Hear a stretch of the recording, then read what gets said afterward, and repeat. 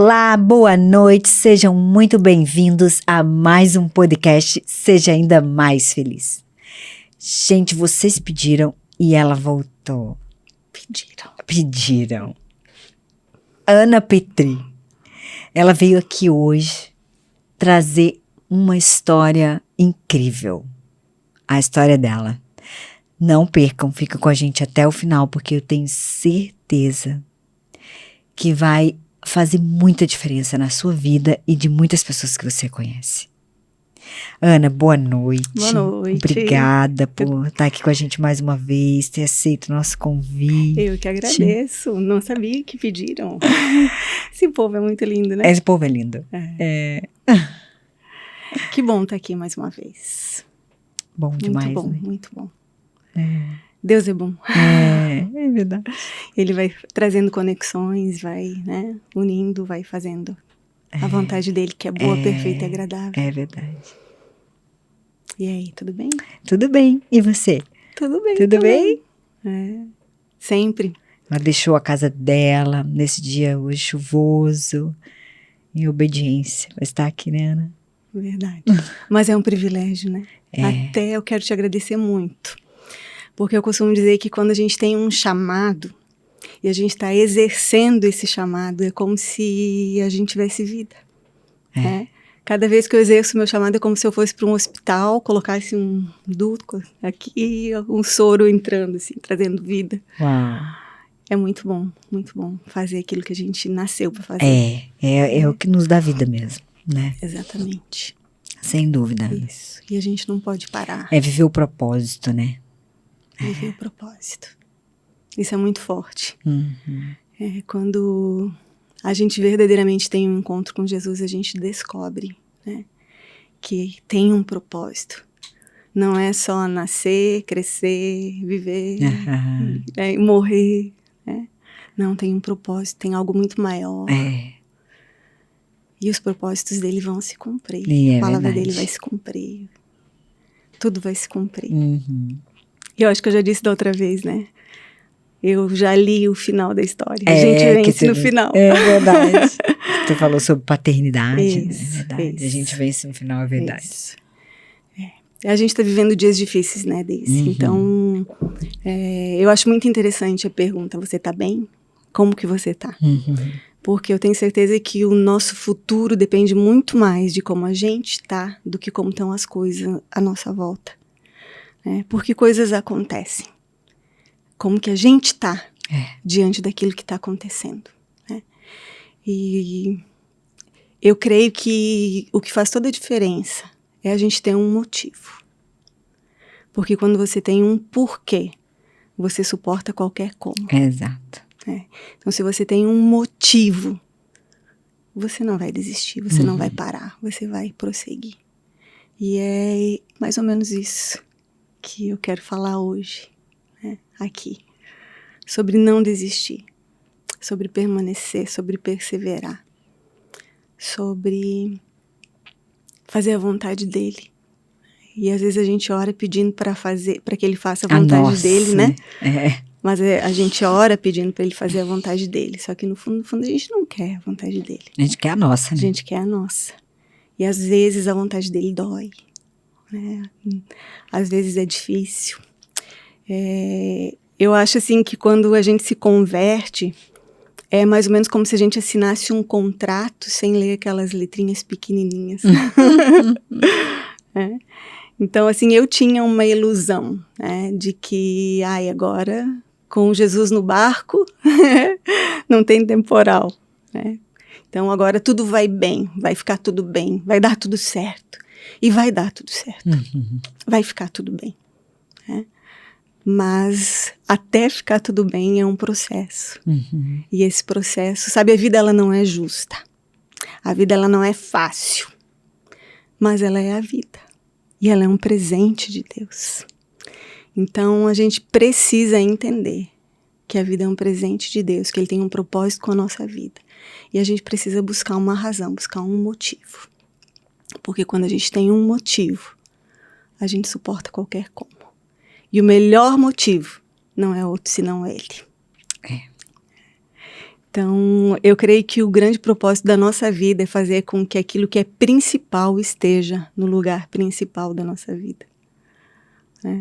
Amarás o Senhor teu Deus de todo o teu coração, de toda a tua alma, com toda a tua força e de todo o teu entendimento. Café.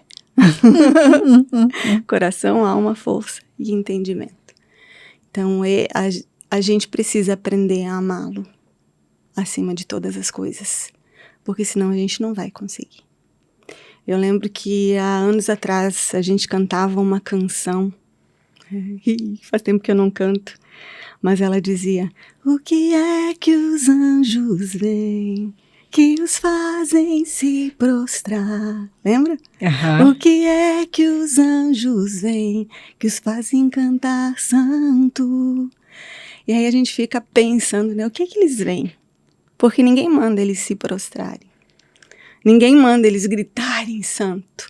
Mas simplesmente quando eles veem a glória, eles se prostram e eles cantam santo. E a minha oração nesses dias, Daisy, tem sido que aqueles que já viram e já não veem mais, né?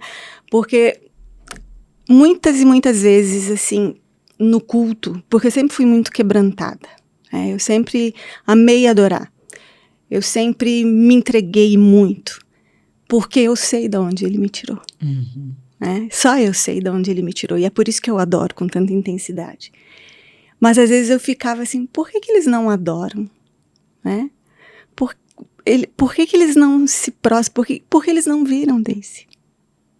Então a minha oração é para que aqueles que já viram e de repente algumas coisas aconteceram no decorrer da caminhada e fizeram desistir e agora não veem mais, para que eles voltem a ver.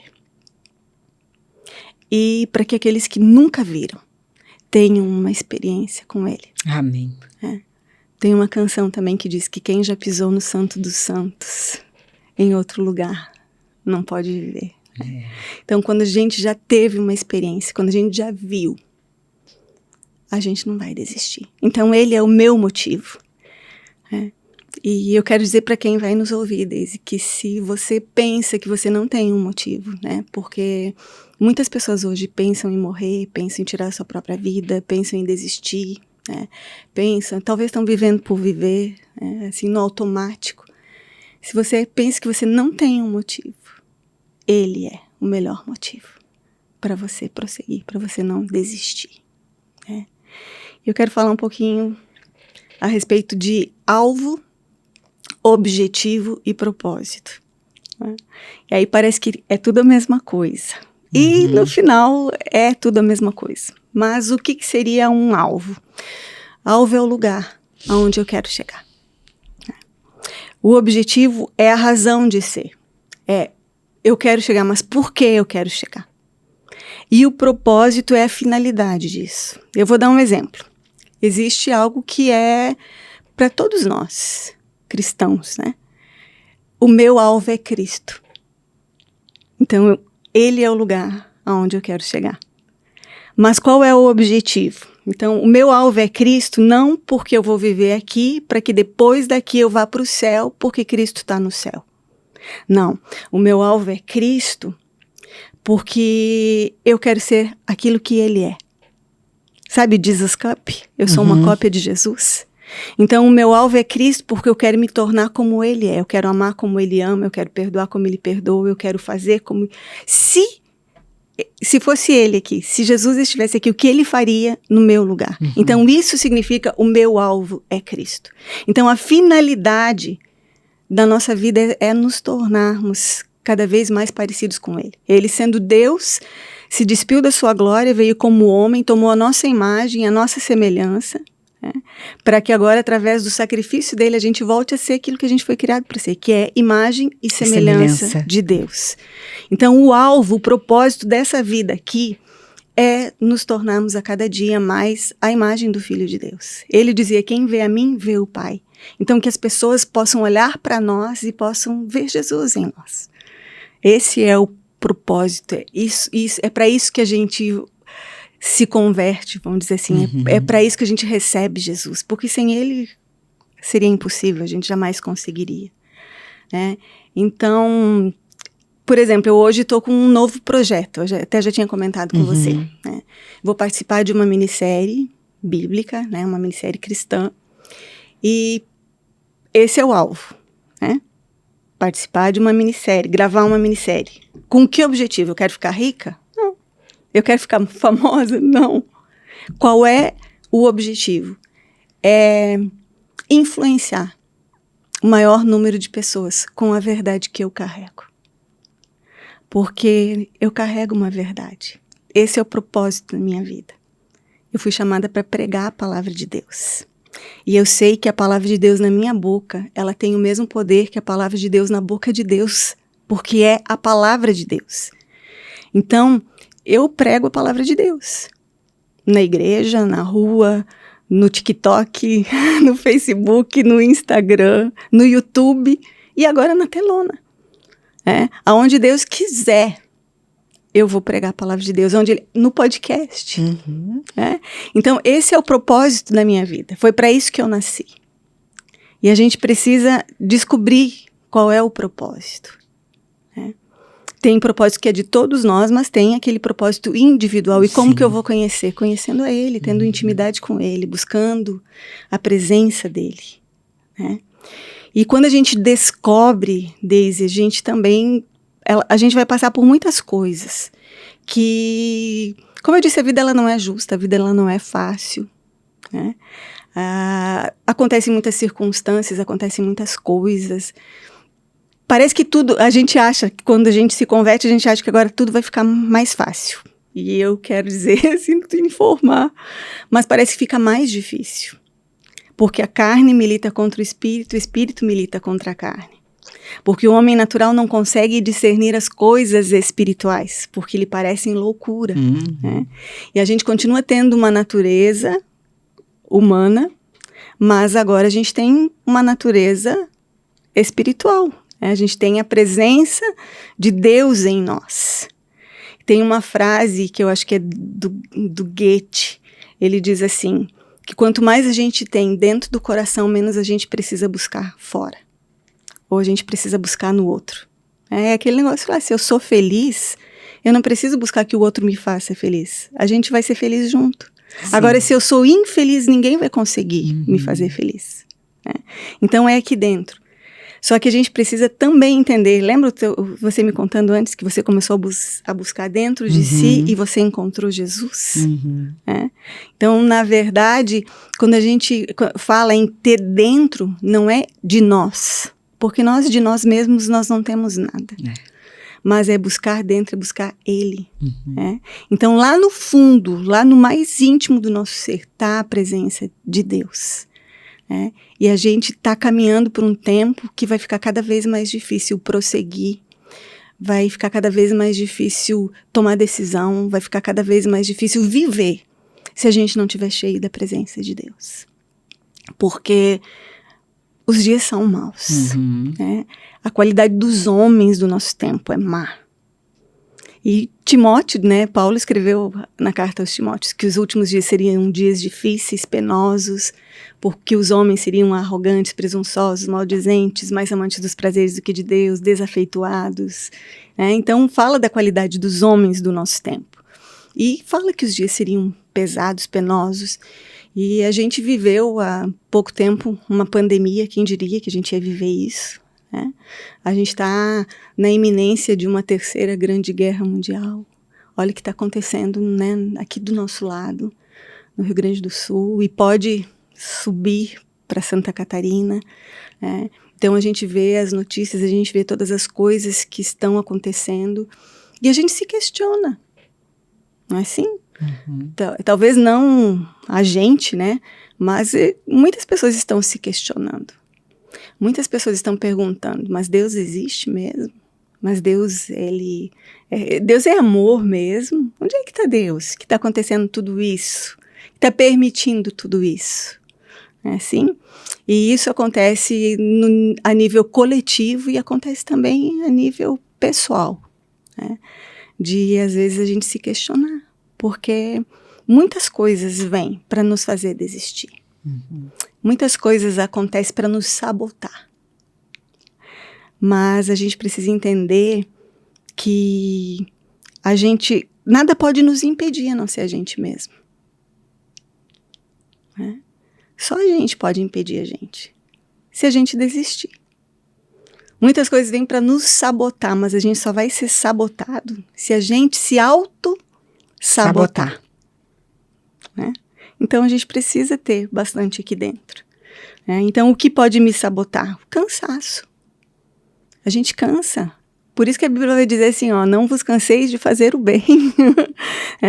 Porque se não desfalecer, você vai receber a recompensa ainda nesse tempo. E por que a Bíblia precisa dizer pra gente, não vos canseis de fazer o bem? Porque fazer o bem cansa. Principalmente quando você faz o bem e você recebe o mal.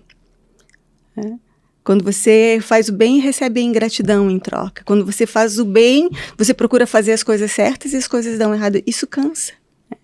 E eu não sei você, mas eu cansada fico irritada. Eu acho que toda mulher cansada fica irritada, né?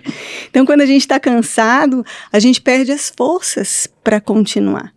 E tem uma frase bem clichê, mas ela é real e eu vou repetir ela aqui. Se você estiver cansado, aprenda a descansar, mas não a desistir. Né? Então, o cansaço... Eu lembro que uma vez eu pedi para o meu pastor, eu quero que o senhor ore por mim, porque eu estou muito cansada. E aí ele perguntou, quanto tempo faz que você não tira férias? Fazia 10 anos. E a gente trabalhava de domingo a domingo. Ele disse, eu não vou orar por você. Você não precisa de uma oração, você precisa descansar. E é verdade, a gente precisa descansar. E às vezes o cansaço não é físico, Deise. Às vezes o cansaço é na alma. Porque se for físico, você descansa. Eu não sei você, eu não aguento um mês de férias. Porque fazer nada também cansa. É verdade. Né? Então, às vezes, o cansaço é na alma. E a gente precisa encontrar um lugar de descanso. E ele diz, vinde a mim, todos vós que estáis cansados e sobrecarregados, e eu vos aliviarei. Tomai sobre vós o meu fardo que é leve, o meu jugo que é suave. Aprendei de mim que sou manso e humilde de coração, e encontrareis descanso para as vossas almas. Então a gente precisa encontrar um lugar de descanso em Deus, de tempos em tempos, todo dia. Né? Outra coisa, o medo. O medo nos sabota, não é verdade? O medo às vezes paralisa e impede de prosseguir. Mas eu costumo dizer que se não tiver medo, não precisa ter coragem. Se eu não tenho medo, eu vou. Simplesmente eu vou. Então, se você tiver medo, não se sabote. Não deixe o medo sabotar você. Vai com medo mesmo. Porque quando a gente enfrenta, a gente percebe que não é tão grande quanto a gente imaginava que fosse. A gente só precisa enfrentar. Circunstâncias vêm para nos sabotar. Situações, e como, eu não sei se foi antes da nossa conversa ou foi agora, né? Não foi agora que eu falei que o nosso futuro depende muito mais de como nós estamos do que como as coisas estão. Né? Então, se alguma circunstância está contrária, tire os olhos da circunstância. Quando Pedro olhou para a tempestade, olhou para o mar, ele afundou. Mas quando ele olhou para Jesus, ele andou sobre as águas. Ele andou sobre as águas.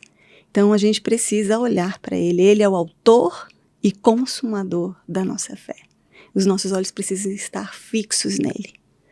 Eu amo o livro de Cantares. Ele é um livro... tem até gente que fala que não deveria nem estar na Bíblia. Ele é muito romântico. Mas eu não consigo ver o livro de Cantares e não ver também Deus. Eu creio que... quando ele fala a respeito de casamento, ele está falando também a respeito do casamento do cordeiro com a noiva. Né? E ele fala lá, os teus olhos, ó pomba minha, né? Os teus olhos são para mim como os da pomba. E como que é o olho da pomba? Né? A pomba ela só consegue olhar num lugar fixo. Se ela estiver ali comendo e a gente se aproximar, talvez ela nem perceba. Tem que chegar muito perto dela para ela perceber. Ela está olhando ali para aquilo que ela está comendo. E ele está dizendo, os teus olhos são para mim como os da pomba. Então, que os nossos olhos estejam nele como da pomba. Sabe? Fixos nele. Então, a gente não pode se sabotar. A gente não pode encontrar um lugar de comodismo. A zona de conforto também nos sabota. Tá tudo bem, tá tudo tranquilo. Então, a zona de conforto é um lugar muito agradável. Mas a zona de conforto, ela tem a característica de não levar a gente para lugar nenhum. Né? Então, nem o comodismo pode nos sabotar. A gente precisa entender que a gente precisa prosseguir. Mas eu creio que uma das coisas que mais nos sabotam são palavras, Daisy.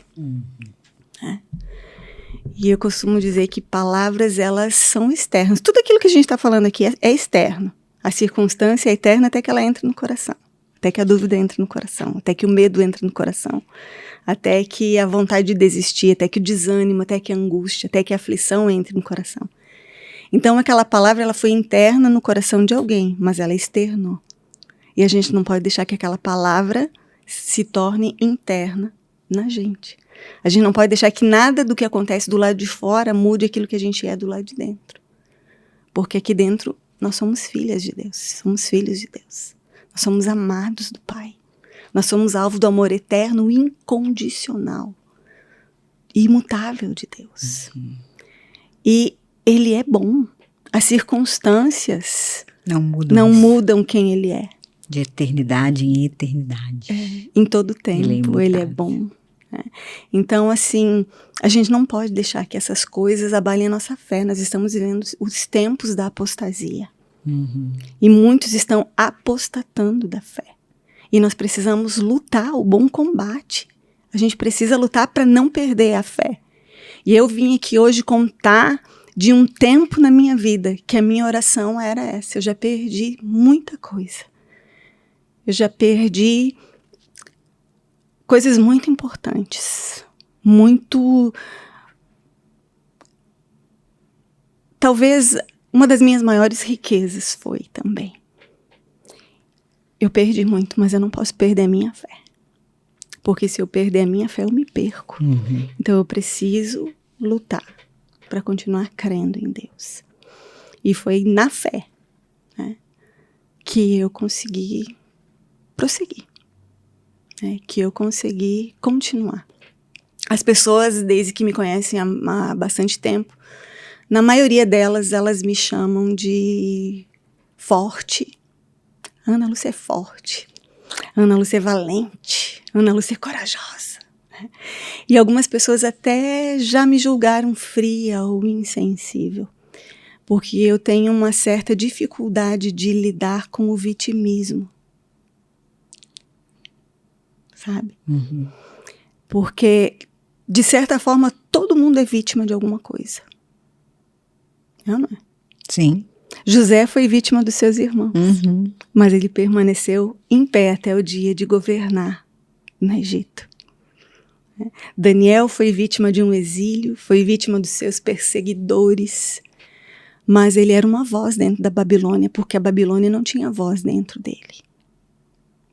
Jesus, olha para Jesus, ele foi vítima de traição. Quem não traiu negou, quem não traiu e negou abandonou. Ele foi acusado injustamente, ele passou por um julgamento que foi uma farsa, foi uma injustiça. E ele foi açoitado, ele foi vítima de violência, ele foi vítima de humilhação, ele foi vítima de vergonha, ele estava nu ali naquela cruz. Ele sofreu afronta, ele sofreu zombaria, ele sofreu a morte. Só que por causa do que ele sofreu é que nós estamos em pé. É por causa do que ele sofreu que a graça de Deus nos alcançou. Então, se tem alguém que a gente pode olhar como um exemplo de alguém que não se sabotou, aonde ele buscou força, eu creio que ali naquele momento no Getsemane, quando ele disse, Pai, se possível, passa de mim esse cálice sem que eu beba, eu creio que Jesus morreu ali, para ele mesmo. Para depois morrer, fisicamente ali naquela cruz. Mas ali, quando ele saiu dali, ele saiu pronto.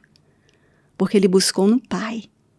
A Bíblia diz em um dos evangelhos que um anjo fortalecia ele. E eu imagino que aquele anjo deve ter chegado para ele assim, chegado e dito, olha, se você não fizer isso, não vai ter jeito para Ana Lúcia. Então você tem que fazer. Então ele teve um porquê. Claro que o principal porquê de Jesus não foi a Ana Lúcia ou a Daisy. O principal porquê de Jesus foi fazer a vontade do Pai. Ele dizia, eu não vim fazer a minha vontade, vim para fazer a vontade do meu Pai, que me enviou. Né? Então, ele fez a vontade do Pai, esse era o porquê. E esse deve ser o nosso maior porquê, esse deve ser o nosso maior motivo. E a vida vai nos ensinar isso. A gente não busca Jesus, Daisy, para ter uma vida melhor. A gente busca Jesus porque Ele é a vida.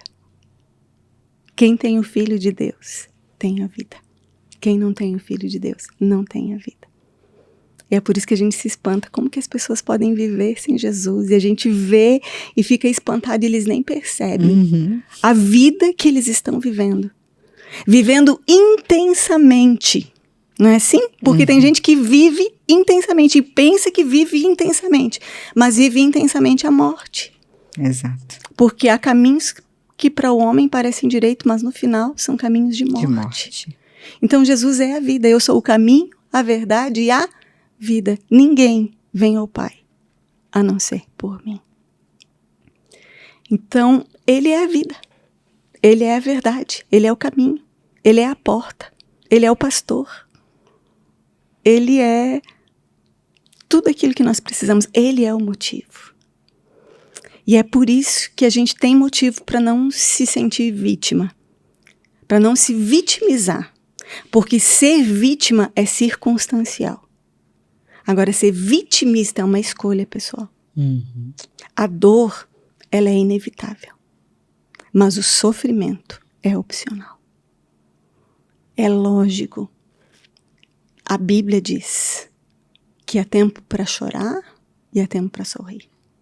Há tempo para todas as coisas, né? Para viver, para morrer, para abraçar. Nós entendemos há poucos anos o que significa tempo de afastar de abraçar. Eu nunca tinha entendido. Como há tempo de abraçar e tempo de afastar de abraçar. E a gente entendeu isso, não é verdade? Então, assim, se é tempo de chorar, chore. Mas não pare. Porque aquele que continua andando e chorando, mas lançando as suas sementes, voltará trazendo seus feixes ou seus molhos. Então, chorar é bênção. Eu tenho, na verdade, ela é tia da minha mãe, é uma tia-avó, que quando eu tinha 14 ou 15 anos, ela perdeu um filho. E ela nunca mais chorou, Daisy. Uau. Nunca mais chorou. Mas você olha para ela e não há vida nela. Os cientistas, eles descobriram que aquelas crianças lá...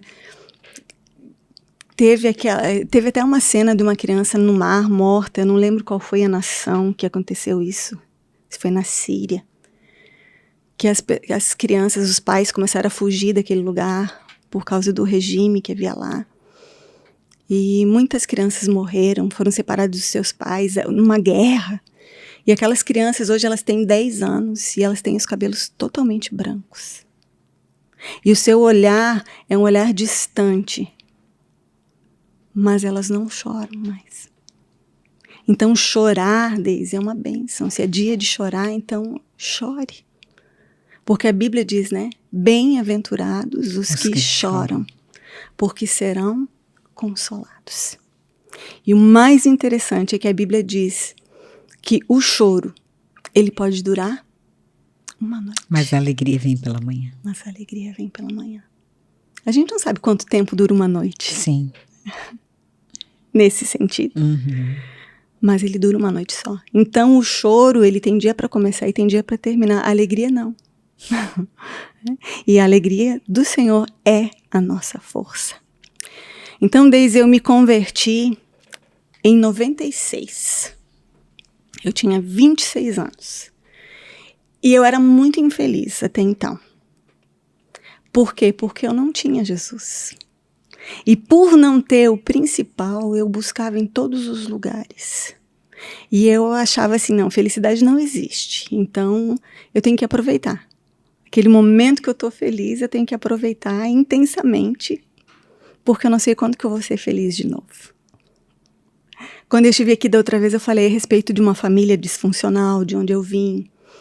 E por conta disso, por não me sentir aceita, não me sentir amada, eu era muito carente. E eu queria encontrar alguém que me amasse.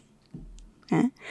Eu lembro que quando eu tinha 12 anos de idade, eu sou de uma cidade muito pequena no interior do Rio Grande do Sul, mas ela é conhecida por conta da Gisele Bündchen. Eu sou de Horizontina. E quando eu era criança, tinha uma rua asfaltada na minha cidade. E um dia eu estava indo para a escola, eu tinha uns 12 anos, e na única rua asfaltada da minha cidade estava escrito lá: Gisele, eu te amo, Elton. E eu disse, meu Deus, quando que alguém vai me amar? Assim como que o Elton ama a Gisele, né? Explicitamente, assim. Eu lembro que assisti no Fantástico um moço que passou de helicóptero em cima do apartamento, do prédio onde a amada dele morava. Ele lançou, não sei, milhares de pétalas de rosas. E também atrás estava escrito, eu te amo. E eu só queria alguém que me amasse. E eu dizia, meu Deus, quanto que alguém vai me amar, assim? E hoje eu sei que eu já recebi a maior prova de amor. Ele morreu por mim. Ele morreu no meu lugar. Não existe maior amor do que esse de dar a vida dele por mim. Mas, então, um dia eu encontrei com o amado da minha alma. E eu, então, descobri que eu podia ser feliz. E que a felicidade não eram momentos. Que agora eu poderia viver momentos de aflição. Né? Mas eu seria feliz o tempo todo. Uhum. Só que a gente tem aquela ilusão de que agora vai dar tudo certo, de que agora não vai acontecer mais nada de ruim. Eu lembro da oração que eu fiz o dia que eu aceitei Jesus. Porque o versículo que me foi lido foi Salmo 37, versículo 5. Entrega teus caminhos ao Senhor, confia nele e o mais ele fará. E eu disse que eu entregava a minha vida para ele. Mas que eu não queria mais sofrer.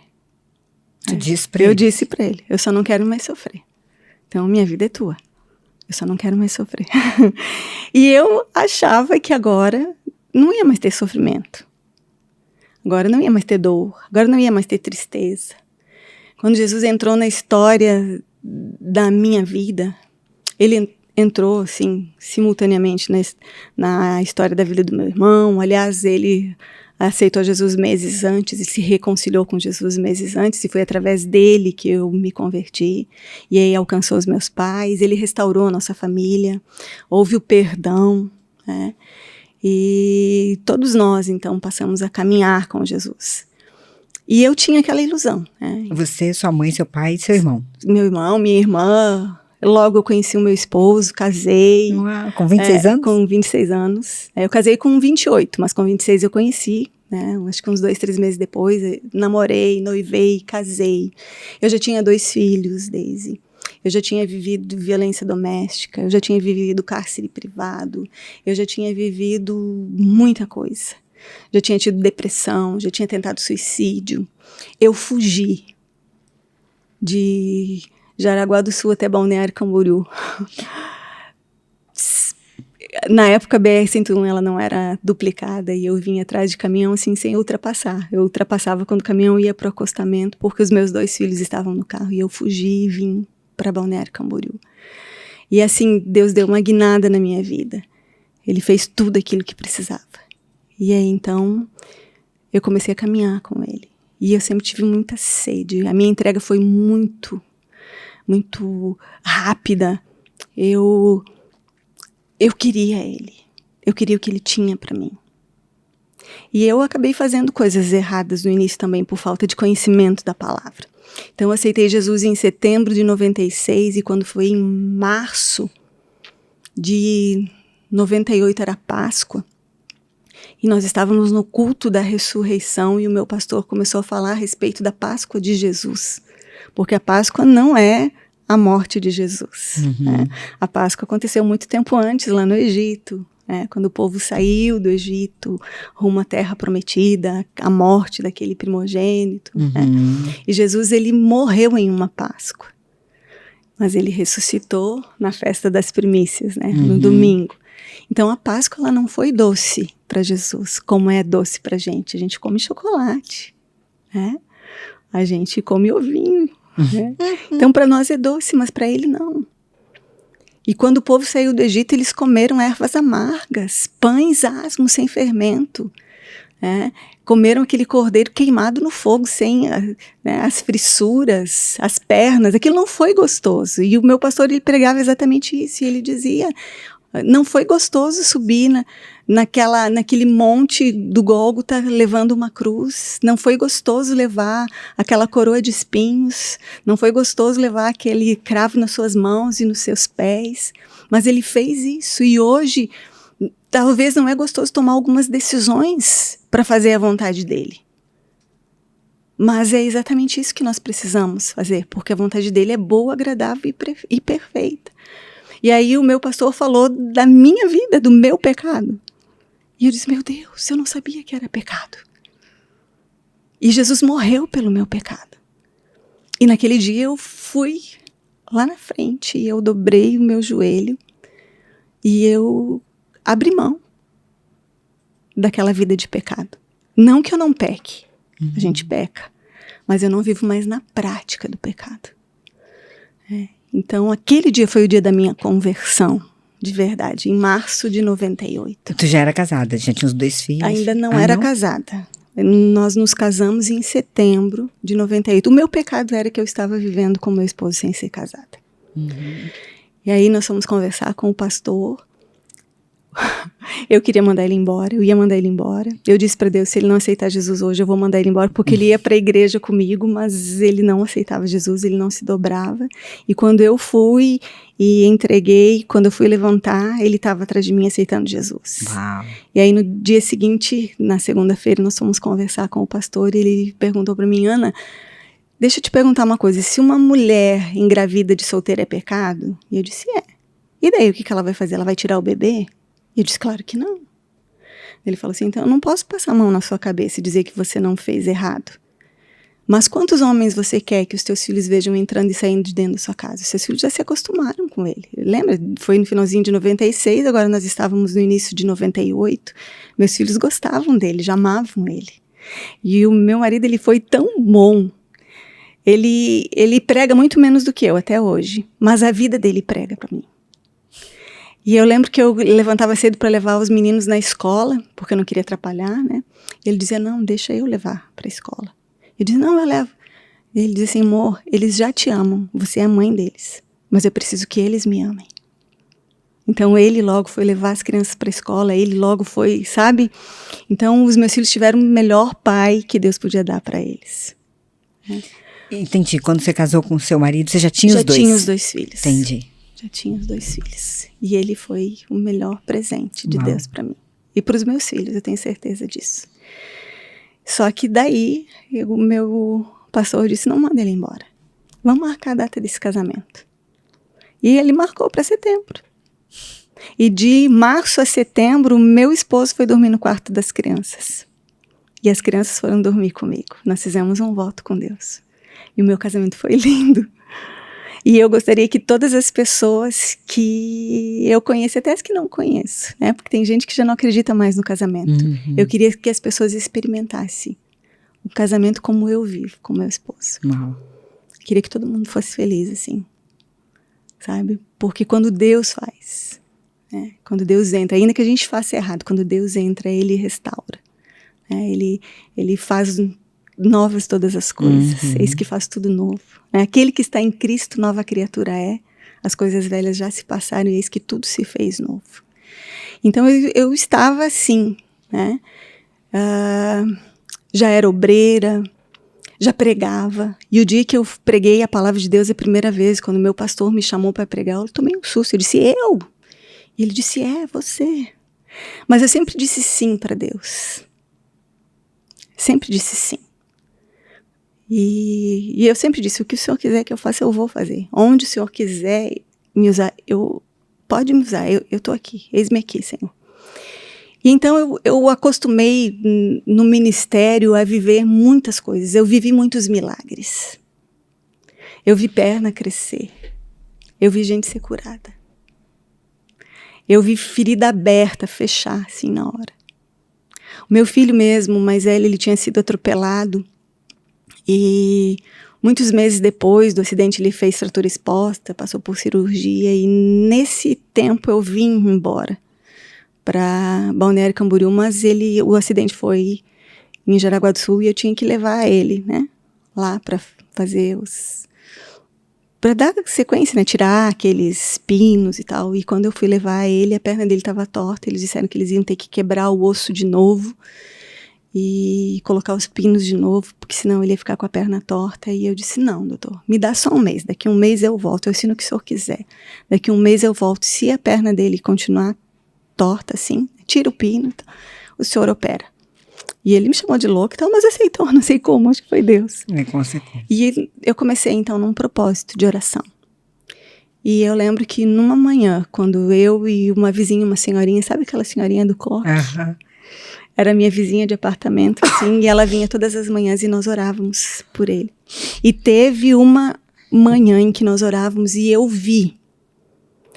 não vi uma mão fazer assim, mas eu vi que o osso moveu e colou. E eu sabia que naquele dia Deus tinha feito milagre na perna do meu filho. E fui a Jaraguá do Sul dias depois. E quando foi feito aquele raio-x, o médico, ele disse, o que você fez? Daí eu disse, eu orei. Ele disse, tá, mas como assim? E aí ele me mostrou que não só o osso colou, Daisy, mas ali faltava um pedaço de osso. E foi colocado um pedaço de osso ali. Uau. Sabe? Então, assim, eu vi milagre. Eu creio em um Deus de milagres e eu vi milagre. Sabe? Eu creio em um Deus que ressuscita até os mortos. Eu creio em um Deus que não há impossíveis para ele. Eu creio em um Deus que pode todas as coisas. E no meu entendimento, tudo que acontece na nossa vida é para que o nome dele seja glorificado. Mas eu creio que ele é glorificado na vida. Sim. E não na morte. E no ano de 2001 nós começamos a atravessar um problema muito difícil, porque nós tínhamos uma loja, como gaúchos nós vendíamos chimarrão, erva mate, essas coisas, e nós vendíamos muito para os argentinos. Lá no Rio Grande do Sul? Aqui em Balneário Camboriú. Aqui. No Shopping Cinerama. Eu vim de Jaraguá do Sul para Balneário Camboriú. Eu vim do Rio Grande do Sul para Jaraguá e de Jaraguá do Sul para Balneário Camboriú. Os meus pais moravam aqui, meus irmãos, e houve aquela reconciliação. Aceitei Jesus, nos reconciliamos e o pai disse, vem que eu vou te ajudar. E eu fugi. E ali começou a minha vida. Então, logo conheci meu esposo na frente do meu trabalho e nós logo ficamos com a loja, que ele era funcionário, o patrão dele casou, foi embora e vendeu a loja a um precinho assim de pai para filho pra gente. Então, estava tudo muito bem, Daisy. Tudo muito bem, tudo certo. Sabe, todas as coisas nos seus devidos lugares. Só que daí aqui em Balneário Camboriú, há anos atrás ainda era muito mais. A gente vendia na temporada. E a gente guardava para viver o ano todo e se preparava para a próxima temporada. Hoje já não é mais tanto assim, a gente já tem turismo o ano todo, né? Mas na época era assim que funcionava. Então nós compramos mercadoria para vender durante a temporada e nós vendíamos muito para os argentinos e deu uma crise na Argentina em 2001. E os argentinos não vieram. E então os cheques começaram a voltar, os boletos começaram a não ser pagos. E a gente começou a atravessar um problema financeiro muito difícil. Nós perdemos carro, nós perdemos uma moto, 2 carros nós perdemos. Nós trocamos um por um mais velho e aí perdemos o mais velho também. Perdemos moto, colocamos a nossa casa à venda, o nome sujo. E aí nós éramos crentes, nós servíamos a Deus e algumas pessoas, né, nos acusavam de caloteiro, nome mais sujo do que pau de galinheiro, e que adianta servir a Deus, sabe? Porque às vezes as pessoas não entendem que você não está pagando porque você não está conseguindo pagar, porque algo aconteceu.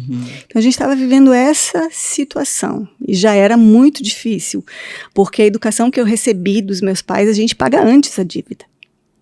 A gente não deixa nem vencer.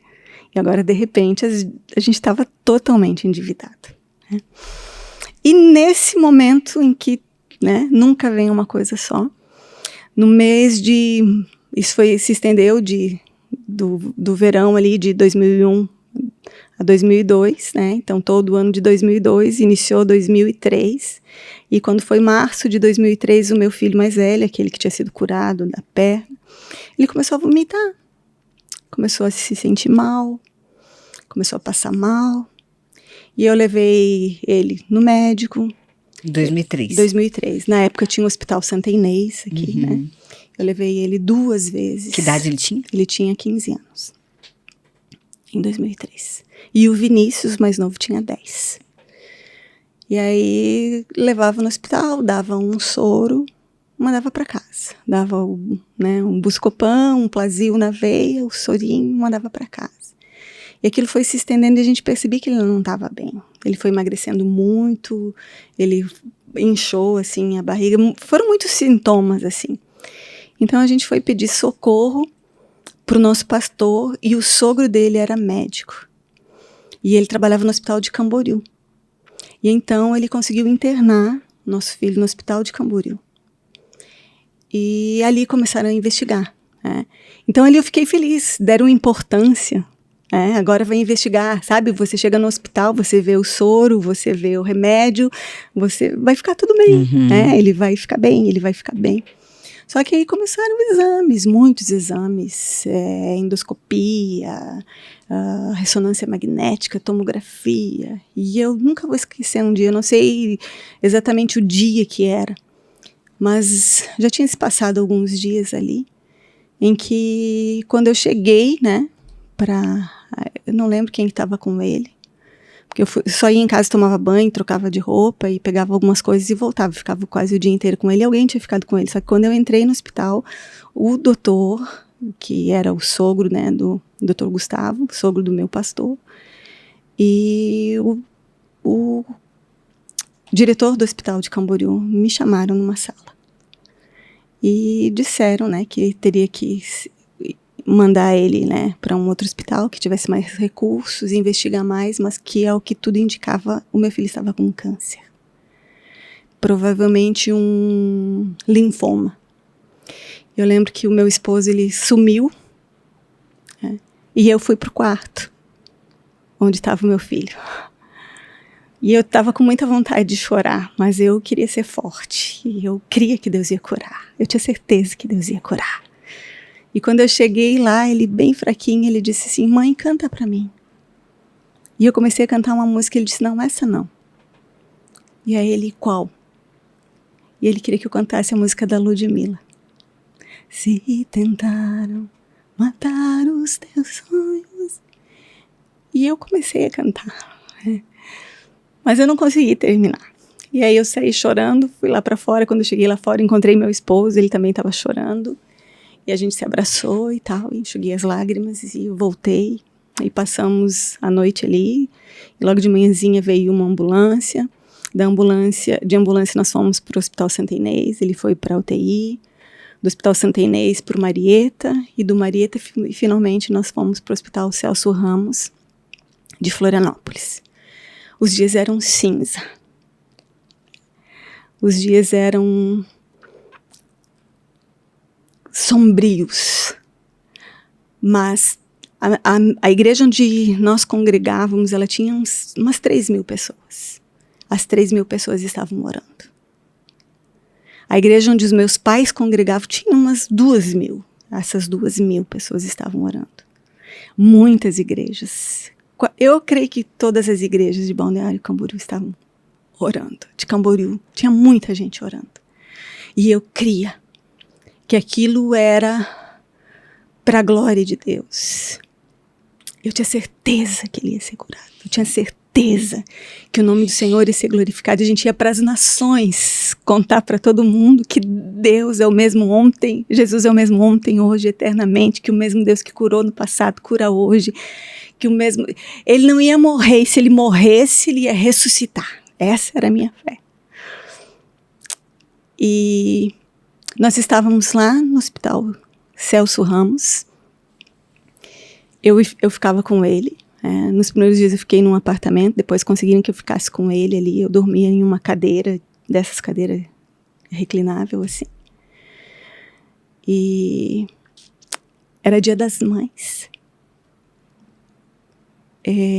uns dias antes, na quinta-feira, né? Dia das Mães era domingo, então na quinta-feira eu vim para cá. Porque na quarta-feira os médicos vieram e disseram que ele tinha sido curado. Que ele não tinha mais... Não, o médico não disse que ele foi curado. O médico nunca disse que a pessoa foi curada de câncer, né? Sim. Diz que está em remissão. Em remissão. Então ele tinha leucemia, a gente já sabia, mas não tinha mais nenhuma célula cancerígena nele. E ele ia ter alta.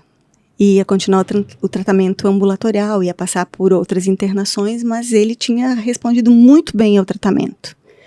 Isso foi na quarta-feira. Na quinta-feira eu vim para Balneário para arrumar a casa, limpar, tirar as cortinas, né, porque ele ia ter que usar máscara, fazer aquela, né, faxina, e para fazer uma torta de bolacha, que ele amava minha torta de bolacha, e eu ia levar para ele, então, e a gente ia voltar na quinta-feira à noite para Balneário. E a minha mãe ficou lá com ele. Só que eles queriam colocar nele um catéter aqui. Podcat, não lembro como que era o nome daquilo, mas era um catéter intravenoso. Para que os tratamentos ambulatoriais ele não precisasse furar toda vez, só fazia ali. E ele não queria colocar. Mas a gente acredita, né? Não, filho, o médico acha melhor e tal. Eu tentei convencer, não, é melhor. E foram colocar. E quando o médico foi colocar, eu estava aqui em Balneário, minha mãe ficou lá com ele. Perfurou o pulmão dele. Na hora de colocar o catéter. E ali ele começou... Colocaram um dreno, né? Ele não ia embora mais no dia seguinte. Ele ia embora na segunda-feira, provavelmente. Porque ele tinha que colocou um dreno aqui entre as costelas. Ele fez um pneumotórax, né? Você deve entender muito mais que eu. Então tinha que drenar aquele líquido. E ele sentia muita dor, muita dor. Não conseguia deitar, ele ficava sentado. E ele começou... Eu via que ele não estava bem. Eu percebia, mas orava.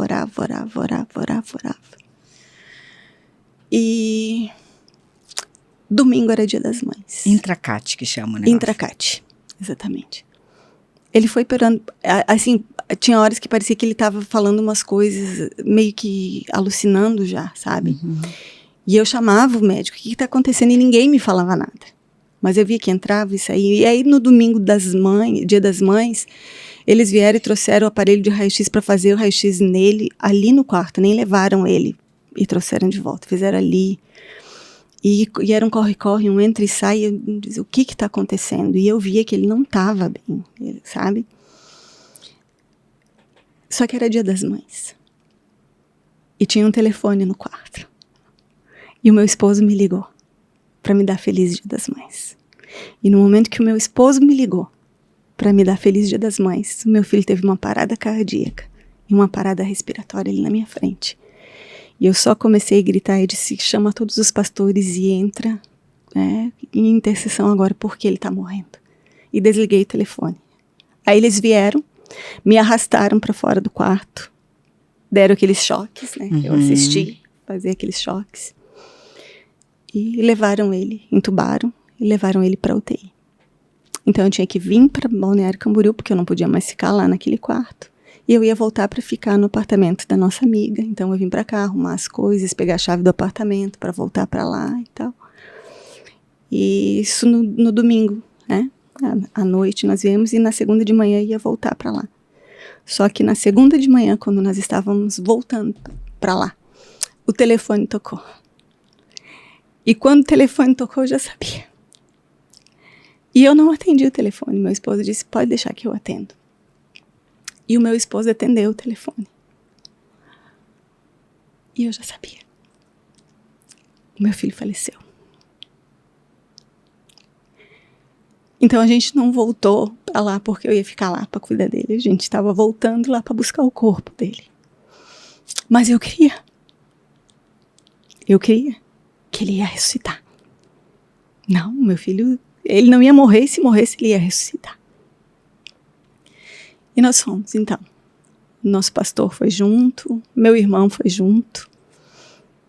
E num primeiro momento eles não me deixaram entrar, só entrou meu irmão e o pastor. Você conhece aquela passagem lá de Elias, que entrou no quarto onde estava o menino, que deitou em cima do menino? nariz no nariz, olho no olho, boca na boca, e soprou 7 vezes. Meu irmão fez isso. Deitou em cima do corpo do meu irmão, do meu filho, falecido ali. E ele não ressuscitou. E aí, então, eles desistiram. Mas eu não ia desistir. Aí eu entrei. E aí eu orei. E eu tinha certeza que ele ia ressuscitar. E ele não ressuscitou, Daisy. E eu tive que voltar para Balneário. Meu irmão ficou lá, porque eu não queria ver eles preparando o corpo dele. E meu irmão ficou. E eu vim. A igreja tinha alugado um caminhão para a gente fazer, né? Ele ia em cima do caminhão, a gente ia fazer dar a volta na cidade com buzina, com festa, com balão. Estava tudo preparado.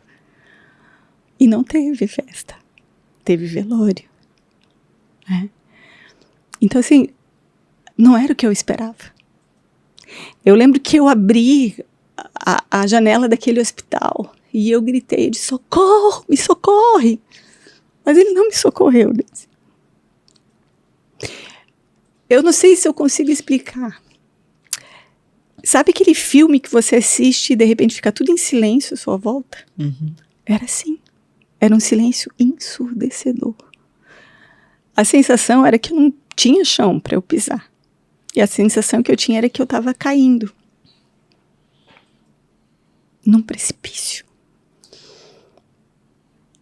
E as pessoas começaram a vir lá em casa, minha mãe, os vizinhos e todo mundo que conhecia.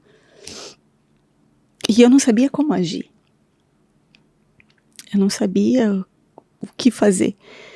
E eu lembro que a minha mãe chegou, me abraçou e disse: você é uma rocha, você é forte. E aí eu fui, quando a gente tinha ido contar pro meu filho, nossa, o desespero dele foi tão grande. E eu, mais novo, né? Mais novo. O irmão era o ídolo dele. Os amigos dele eram os amigos do irmão. Ele imitava o irmão, sabe? O irmão tocava contrabaixo na igreja. E ele queria aprender a tocar um instrumento também. E depois nós fomos para a igreja e esperamos o corpo chegar. E o corpo chegou. Velamos. Não, assim, a gente sabe que a morte existe, né? A gente sabe que um dia a gente vai morrer. Uhum. Mas a gente não está preparado. Eu achava que crente não morria. Eu nunca tinha visto um crente morrer. E o primeiro crente que eu vi morrer foi meu filho. E é contrário da natureza. O meu filho tinha que me enterrar. Sabe? Então, assim, foi muito difícil. Muito difícil, muito difícil, muito difícil. E eu não conseguia entender. E desde eu fui tão louca, fui tão doida, que quando foi no 3º dia, eu lembrei de Lázaro. E um dia no hospital, o dia que ele teve parada cardíaca e respiratória, Jesus me visitou ali naquele quarto de hospital. E ele disse: você vai ter que dizer o que eu disse a Lázaro. E eu lembrei disso. Meu Deus, eu tenho que ir lá no hospital, lá no cemitério. E eu tenho que dizer: Anderson, sai pra fora. E o Anderson vai ressuscitar. E a gente sempre encontra uma louca junto com a gente, né? Eu tenho uma amiga, o nome dela é Sônia. E ela queria tanto quanto eu. E nós fomos pro cemitério. Querida. E nós fomos pro cemitério. E nós começamos a orar. E nós pegamos uma barra de ferro lá para quebrar aquele túmulo. Que não era só aquele negócio que põe em cima, não tinha sido construído nada ainda. Só que quando a gente foi quebrar, chegou o coveiro com mais uns 2 homens lá. E eles disseram: não vai quebrar, você não pode fazer isso, a gente vai chamar a polícia. E eles escoltaram a gente para fora do cemitério. E ali eu entendi que tinha acabado. Ali eu entendi, não tem mais volta, né? Enquanto eu viver, nunca mais eu vou ver meu filho. Acabou. E eu lembro que eu pensava, dizer, como que eu vou continuar pregando? Como que eu vou pregar que Deus ressuscita morto? Como que eu vou pregar que Deus cura? E eu lembro que a minha mãe me disse: eu não sei como, filha, mas eu sei que você vai conseguir. Então ele foi enterrado. E quando eu fui para Florianópolis para cuidar dele, eu dava aula na escola de líderes, né, na formação de obreiros, e eu tinha uma turma só de mulheres. Ele tinha sido enterrado na terça-feira, quando foi no sábado era o dia da aula. E eu tinha pensado até em dar uma parada, né, não dar mais aula, não exercer mais nenhuma função ministerial, viver o luto, né, dar aquele tempo assim. Só que naquele sábado as minhas alunas todas vieram lá em casa, com uma professora, e a professora substituta era a Sônia, essa minha amiga. E elas vieram lá, e aí uma delas tomou a palavra e disse assim, olha, Ana, você nos ensinou muito, a gente aprendeu muito da parte de Deus com você, e a gente nunca vai esquecer que todo dia quando a aula termina, você diz, eu amo vocês. E quando você foi para Florianópolis para cuidar do Anderson, antes disso ainda, que a Sônia foi dar aula pra gente, ela é muito boa professora, você arrumou uma substituta muito boa pra gente, mas ela não dizia. E a gente ficava se olhando assim, dizia, ela não diz. Até que um dia ela perguntou, o que eu não digo? Ela sabe, a Ana Lúcia fala todas as vezes, eu amo vocês. Ela disse, mas eu amo vocês. E ela também começou a dizer, eu amo vocês. E ela disse, mas então hoje a gente veio aqui dizer que nós amamos você. E nós precisamos de você. E nós precisamos que você volte a dar aula pra gente. E aí eu achava que elas precisavam mesmo de mim. E eu voltei a dar aula para elas. E eu voltei a pregar. E eu voltei a fazer, né, aquilo que eu fazia. Eu dei continuidade ao meu ministério. Mas eu tinha os meus porquês. E desde nesse tempo, existem muitas pessoas que amam a gente. Não é verdade? E muitas pessoas que não amam, né? A gente vai ser amado e a gente vai ser odiado pelo simples fato de a gente ser quem a gente é. Então, muitas pessoas vinham querer encontrar uma resposta. Não é assim? E nesse meio, existiram muitas pessoas que me abraçaram. Muitas pessoas que me acolheram. Eu me lembrei da calçada lá que eu descrevi, eu te amo, Gisele, da Gisele Bündchen. Isso. E você se perguntou, não era Gisele Bündchen, era outra Gisele. Era outra Gisele. Será que algum dia alguém vai me amar assim? Né? E eu me senti não amada por ele. Mas essas pessoas foram lá dizer que te amavam, né? Foram lá dizer que me amavam, exatamente. Mas não é fácil receber um não de Deus, né? Então, muitas pessoas me acolheram. Eu, no dia do velório do meu filho, tinha uma amiga muito querida e ela não chegou perto de mim. E eu senti amor naquilo. Ela não sabia o que me dizer, então ela não chegou perto. Mas de longe eu olhava para ela, ela estava chorando e dizia, meu Deus, olha como ela me ama. Então, eu recebi muito acolhimento, muito amor, mas eu também recebi muita pancada. Né? Porque as pessoas falam. E havia, assim, na época, não sei se hoje em dia ainda é assim, mas uma certa cobrança que se não for curada é porque você não creu. Deus, ele cura, e se não, a cura não acontecer, Deus não erra. Errado é você. Então, algumas pessoas comentavam e as pessoas que me amavam achavam que tinham que vir me contar. Então, havia um comentário, assim, que eu não criei o suficiente. Desde você acha que se eu não cresce, eu teria orado para o meu filho ressuscitar? Se eu não cresce? De jeito famoso. Eu cria que Deus poderia ressuscitar. Né? Mas eu me debati com uma coisa chamada soberania de Deus, que eu não conhecia. Então, houveram esses comentários que eu não cria o suficiente, e houve até o comentário de que eu estivesse em pecado. E o salário do pecado é a morte. E nisso tudo também as pessoas querem dar um porquê. E aí você ouve muita coisa. Ele ia se desviar, ele ia não sei o quê. Ele ia pro inferno, e para não ir pro inferno, Deus matou e levou. Sabe? Então, muitas coisas que a gente ouve, né, ali nessa... Só que Deus, ele não dá resposta. E eu dizer, eu vou procurar um livro e esse livro tem que existir. Porque é que Deus se cala quando nós mais precisamos dele. E o livro existe. E eu encontrei o livro. Mas assim, Deise, então, eu não queria chorar na frente do meu filho, porque eu tinha que ser forte para ele. Meu marido até hoje não suporta me ver chorando, então eu não chorava na frente do meu esposo. E nós trabalhávamos juntos, né? Então... Sabe qual hora que eu chorava? Era no banho. E de madrugada, quando eu escutava que ele estava dormindo, eu descia e ia lá para a cama dele. E eu deitava, abraçava o travesseiro dele e lá eu chorava. E eu achava que meu esposo não sabia disso.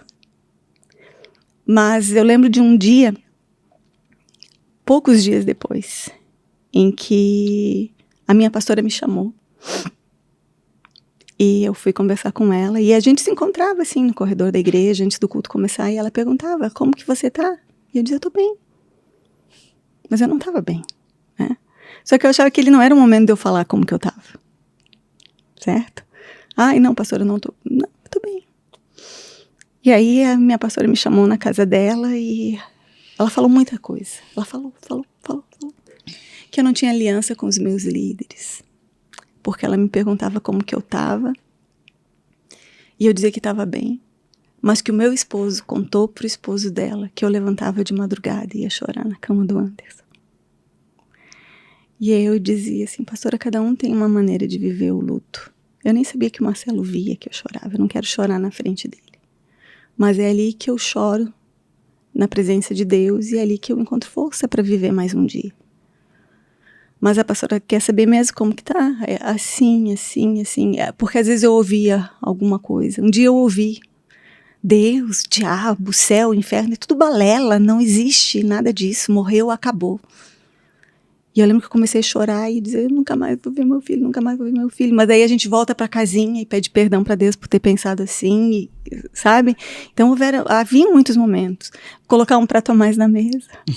Comprar uma penca de banana e ele gostava de banana, o Vinícius não. Comprar um monte de pão, ele comia um monte de pão, sabe? E aí, de repente, muitas coisas, muitas lembranças, né? E foi no Dia das Mães dele. Sabe? Dia das Mães nunca mais foi o mesmo. E então eu tentei conversar e mostrar para ela algumas coisas, né? Só que daí ela me disse assim, eu nunca vi uma mãe perder um filho e agir como você agiu no dia que seu filho morreu. Porque você devolveu o seu filho para Deus. E eu nunca vi uma mãe perder um filho e chorar tanto tempo depois. E ali eu entendi que eu não podia chorar mais. Que eu tinha que botar uma pedra, não falar mais no assunto. E prosseguir. E eu tentei fazer isso. Tentei. Até que, né, assim, nem diante de Deus eu chorava mais. Eu não orava mais. Porque eu sabia que se eu fosse orar, eu ia chorar. E eu não queria mais chorar. E eu lembro de um dia que eu disse para Deus assim, eu nunca mais vou orar. Porque eu orei. A minha igreja inteira orou. A igreja dos meus pais orou. Todas as igrejas de Balneário Camboriú oraram. E no final o Senhor faz aquilo que o Senhor quer, então por que eu vou orar? E aí eu ouvi aquela voz dizendo, que pena.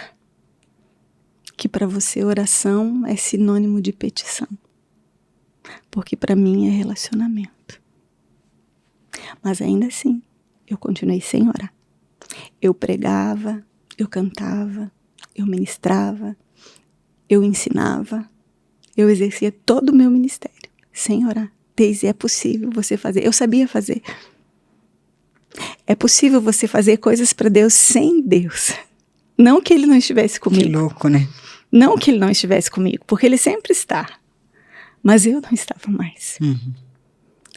Até que um dia eu estava ministrando num encontro com Deus. E eu estava falando a respeito do que a presença de Jesus faz. E poucas vezes aconteceram comigo de eu estar ministrando. A gente sente uma vontade de falar algo, e eu creio que isso é do Espírito Santo. Mas pouquíssimas vezes, e aquela foi uma das vezes em que eu ouvia aqui e eu falava aqui. E eu ouvia aqui. Você tem saudade de alguém? E eu perguntei para aquelas pessoas que estavam lá, você tem saudade de alguém? E todo mundo tem, né? E eu também. E aí ele disse assim, então saiba que do mesmo jeito que você tem saudade do Anderson, eu tenho saudade de ti. Acabou a pregadora. Acabou a professora, acabou a ministra, acabou a profeta, acabou ali. Eu só disse, do mesmo jeito que você tem saudade dessa pessoa, ele tem saudade de você. E ali eu só chorei. Um choro que talvez anos, né? Não sei quanto tempo se passou. Eu não tinha mais chorado. Aquele dia foi mais ou menos como José. Eu chorei, né? José chorou e o Egito inteiro ouviu. Uhum. Eu chorei e a quilômetros de distância se chorava.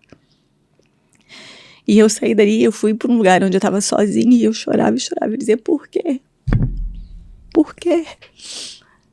Tá com saudade de mim? Tá, eu tô aqui. Então me diz por quê? Tu não é homem, desce aqui. Me fala por quê, o que que eu fiz? O senhor mudou de ideia? Eu orei e tantos foram curados. Um mês depois que o meu filho morreu, eu orei e o Salomão foi curado de câncer no pulmão, foi mandado para casa para morrer, eu orei e ele foi curado. E aí quando veio, né, o testemunho da cura, meu esposo olhou para mim e disse, nossa, tu tem fé para curar o filho dos outros. E tu não teve fé para curar o teu. Sabe? Então, as palavras que vêm para nos sabotar, né, que são internas, mas que foram externadas e agora são internas dentro da gente. E eu fiquei ali, agora você vai me dizer. Sabe o que ele me disse? Ele disse assim para mim, você se lembra quando você estava grávida do Anderson? Eu disse, lembro. Você fez enxoval, você preparou todas as coisas, uns dias antes dele nascer você lavou tudo, você tinha até uma malinha pronta para levar para o hospital e você colocou um bonequinho na porta do quarto com o nome dele, porque você estava esperando ele. Eu quero que você saiba que no dia que o Anderson chegou aqui tinha um bonequinho na porta do céu esperando por ele. E eu amava tanto ele que eu trouxe ele para perto de mim. E aquele dia foi como se eu tivesse tido uma visão. Parece que eu vi o Anderson, só que ele estava de costas para mim. E ele foi indo. Até perder de vista. Só que o lugar era tão lindo. Tão lindo, tão lindo. Que aquela visão foi como uma cura para mim. E ali eu comecei então a buscar na palavra de Deus, não uma resposta, mas eu fui buscar na palavra de Deus um motivo para continuar, porque eu não queria mais desistir. E eu encontrei na palavra de Deus. Conheço o fim da história. E no livro de Apocalipse diz a respeito de um lugar onde nunca mais morte, nunca mais choro, nunca mais pranto, nunca mais tristeza e nunca mais dor. E até hoje, agora dia 12 de maio, vai fazer 21 anos. Até hoje eu sou lembrada por isso. E cada vez que alguém que me conhece alguém que perdeu um ente querido, filho, pai, me chama para consolar. E a palavra de Deus diz que nós consolaríamos os outros com as mesmas consolações com que nós fomos consolados. Então, ainda que eu tenha recebido algumas palavras, né, que talvez não foi do consolo que eu achasse que eu precisava ali naquele momento, eu recebi o consolo da parte do Pai, então eu tenho consolo para dar. Eu aprendi o que dizer e eu aprendi o que não dizer. Eu aprendi que às vezes não precisa de uma palavra. Às vezes um abraço. Às vezes insistir para que a pessoa coma, para que a pessoa beba uma água. Às vezes perguntar se ela está precisando de alguma coisa, oferecer um lencinho. Então, se a gente não sabe o que dizer, é melhor não dizer. Mas, sem palavras, fazer com que a pessoa entenda que ela não está sozinha. Né? E não é fácil falar sobre isso.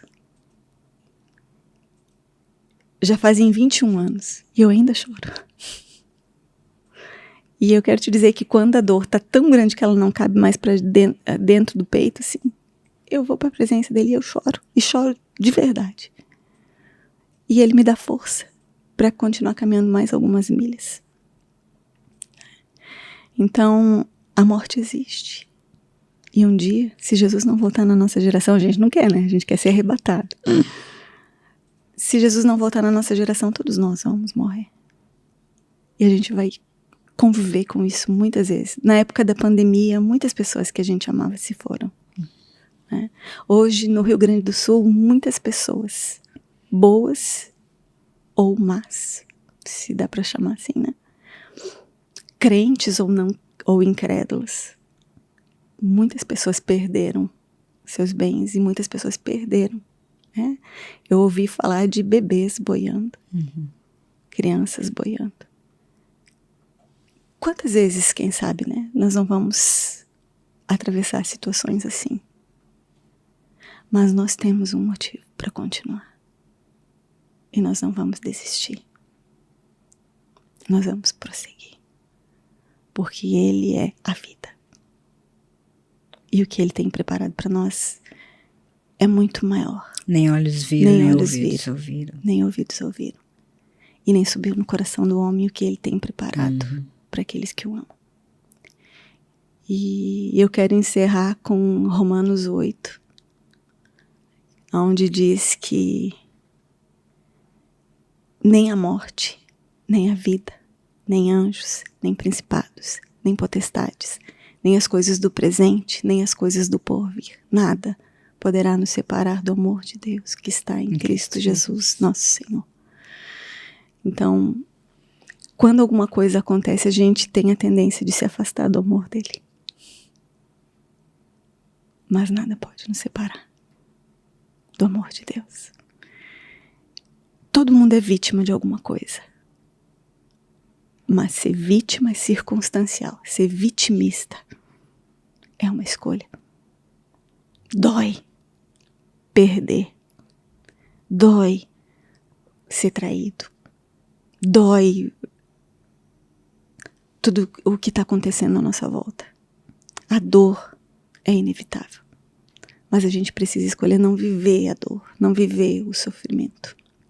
O sofrimento é opcional. É dia de chorar, então vamos chorar. Vamos chorar com os que choram. Vamos se alegrar com os que se alegram. Mas a gente tem um motivo muito maior. Aquele que do nada fez todas as coisas e nos fez. Que nos conhece como nem a gente mesmo se conhece. E que nos ama como ninguém jamais nos amou. E que tem algo preparado para nós. E a fé que nós temos, na fé que nós temos, o Anderson ele não vai nascer daqui a uns dias de novo filho de outro pai ou de outra mãe. Ele não vai morrer e reencarnar, morrer e reencarnar, morrer e reencarnar, não. O Anderson, ele vai ressuscitar. O mesmo Anderson, o filho da Ana Lúcia. E quando eu chegar lá, vou dar uma surra nele que não tinha nada que chegar lá antes que eu. Mas eu vou contar para ele que o sonho dele se realizou, que a mãe dele foi ungida pastora. Que a mãe dele pregou o evangelho em muitos lugares, em muitas nações. E que a mãe dele não desistiu. Vinícius, na época eu tinha 10 anos, hoje está com 32. E me deu 2 netos. O Anderson e a Helena. Olha só. E coroa dos avós. E eles são... Olha, eu brinco que se eu soubesse que ser avó era tão bom, eu não tinha tido filhos, só netos. Então, assim, eu não posso me sabotar hoje e pensar que eu não posso ser feliz porque o Anderson não tá mais aqui. Eu posso dizer para você, apesar disso eu sou feliz. E a felicidade não são momentos, eu sou feliz. Eu passo por momentos de dor. 20 anos depois ainda dói, né? Mas eu sou feliz. Porque eu tenho a presença, eu tenho a vida de Cristo em mim. Então, se eu puder deixar uma mensagem hoje, não desista. Não pare. As circunstâncias não são prova de que Deus não te ama. Ou de que Deus não é bom. E um dia eu ouvi isso. Você prega que Deus pode todas as coisas, né? Eu disse, sim. Então Deus pode todas as coisas? Pode. Ele podia ter curado o Anderson? Podia. Você não prega que Deus te ama? Sim, Deus me ama. Então, se Deus podia ter curado o Anderson e não curou, então Ele não te ama. Porque ou Ele não te ama, ou Ele não pode todas as coisas. E eu quero dizer para essa pessoa que Ele pode todas as coisas. Se Ele fizer, Ele é Deus. Se Ele não fizer, Ele permanece sendo Deus. E Ele me ama. Eu sei que Ele me ama. E Ele te ama também. Ama cada um de nós. É verdade. E o que Ele tem preparado para nós é muito maior do que isso. É uma eternidade. Em um lugar onde a morte não entra. A doença não entra. A depressão não entra. O mal não entra. Só tem uma alegria completa. Não vai mais existir noite, porque não vai ter trevas. Vai ser um dia eterno. Na presença de Deus. Amém. Então, era isso que eu queria dizer. Eu não sei tudo que nós vamos passar ainda, mas Ele é bom. Ele não perdeu o controle. Ele é soberano. Ele sabe aquilo que eu não sei. E nós temos esse motivo para não desistir e para continuar. Amém. Amém. Obrigada, É isso. Ana. De nada. Que tremendo, né? Eu vejo assim que todas as coisas são para nos forjar o caráter de Cristo, né? Para nos levar à estatura do varão maior. Dizer assim, Deus queria que acontecesse isso tudo. Não. Mas Ele é bom e amoroso para transformar tudo em bênção. Sim. Tudo. Isso é tremendo. Né? Ele faz todas as coisas perfeitas. O amor dele é perfeito. Todas as coisas. Eu me lembro de Nárnia, as Crônicas de Nárnia, né? Tem um episódio que eu acho que é o primeiro, que eles têm um primo que é bem ranzinza na história. Tu já viu? Eu vi, mas eu não lembro muito bem. É tremendo, eu adoro. E eles têm um priminho que é bem ranzinzinho, assim, bem malvado, tipo, ruim. É daqueles, assim, que a gente não quer perto, sabe? Ruim, verdade, esse é ruim. E aí tem um momento que é tremendo, assim, que o Aslan, que é o leão, né? Que representa Jesus. Daí ele tinha comido lá os negócios da mulher má, lá da feiticeira e tal. Então, por lei, a vida dele agora pertencia a ela, ao reino das trevas, Sim. né? E o Aslan vai lá, chama ela no canto lá dentro e se entrega no lugar dele. Isso eu lembro. Então ele não se entregou para a Lucy, que era fofinha, né, digamos assim, né? Claro que ele se entregou por ela também, mas pelo pior. Ele foi lá e deu a vida dele. Sim. É tremendo, né? Sim. Não cabe na nossa mente. Mas eu vejo que a gente tenta botar ele na nossa caixinha, né? Mas não acaba ali, né? Depois da morte tem a ressurreição. Ele vive, né? Sim. E porque ele morreu e ressuscitou, ele é a primícia, né? Dos que dormem, nós vamos ressuscitar também. Se estivermos vivos, seremos arrebatados, todos seremos transformados. E o que eu acho mais lindo nisso tudo, mais lindo de tudo, é que a Bíblia diz assim, que naquele momento, tudo aquilo que é imperfeito será aniquilado. É tremendo, né? Então, como ele é, nós o veremos e nós seremos. Então, a gente já conhece o fim da história. E vai dar tudo certo. Vai. A gente vence no final. Obrigada, Glória a Deus, Ana. eu que agradeço. Obrigada mesmo. Que a tua vida continue sendo essa bênção, né? E que essa ferida curada, ela possa curar outras feridas, porque tem muitas Ana Lúcias. Tem. né? Muitas, muitas. Então, que hoje essas mulheres possam, essas mães, né?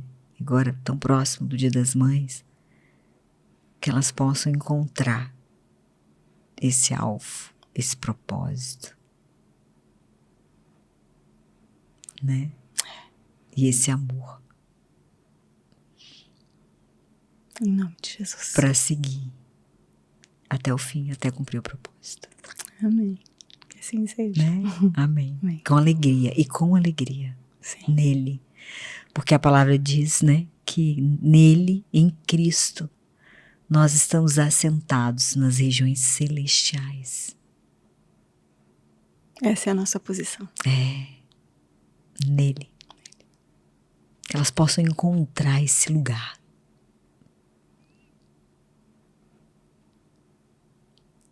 Obrigada, Ana. Eu que agradeço. Uma boa noite para vocês. Eu vejo vocês até o próximo podcast. Até lá.